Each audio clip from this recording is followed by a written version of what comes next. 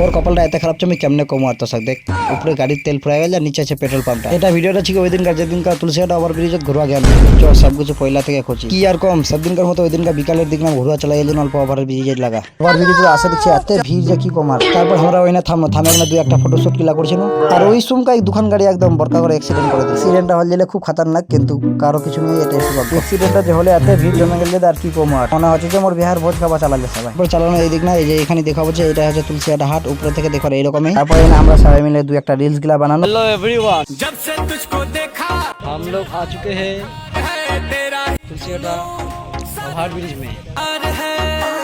ये हमारा भाई लोग है।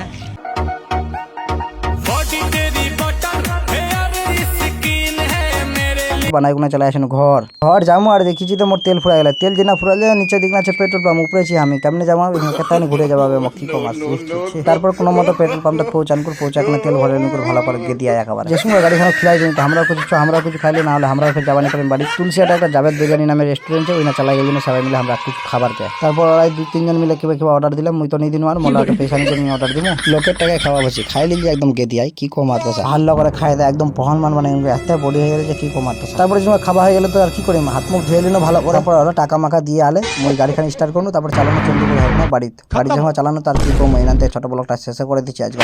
ঠিক আছে ভাই বন্ধুরা ফের কালকে দেখা হবে।